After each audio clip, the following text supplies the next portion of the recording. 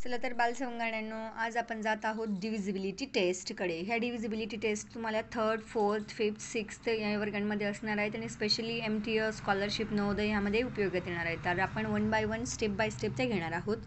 तर सगळ्यात पहिली टेस्ट आपण आज घेणार आहोत 2ची टेस्ट, डिव्हिजिबिलिटी टेस्ट बाय 2. आता नेमकी 2ची कसोटी काय असते तर लक्षात घ्या, अशा काही संख्या numbers on unit place 0, 2, 4, 6 and 8 अशा काही संख्या की ज्यांच्या युनिट प्लेसवर, लक्षात घ्या फक्त युनिट प्लेसवर, ज्यांच्या युनिट प्लेसवर 0, 2, 4, 6, 8 हे जे इवन नंबर्स ज्यांच्या युनिट प्लेसवरती असतात, those all numbers can be divisible by 2.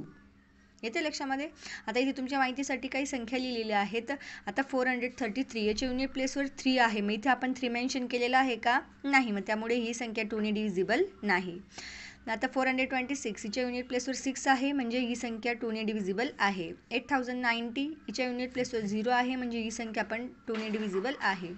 5178 हिच्या युनिट प्लेसवर 8 आहे, म्हणजे ही संख्या पण 2ने डिव्हिजिबल आहे. The numbers which have 0, 2, 4, 6 and 8 on their units place, those numbers can be divisible by 2. This is the divisibility test by 2. ही 2ची कसोटी असते की ज्या संख्यांच्या एकक स्थानावर 0, 2, 4, 6, 8 हे अंक असतात, त्या संख्या 2 पूर्णपणे डिव्हिजिबल असतात. सो लेट्स सी 3ची टेस्ट बघूया आता पुढे.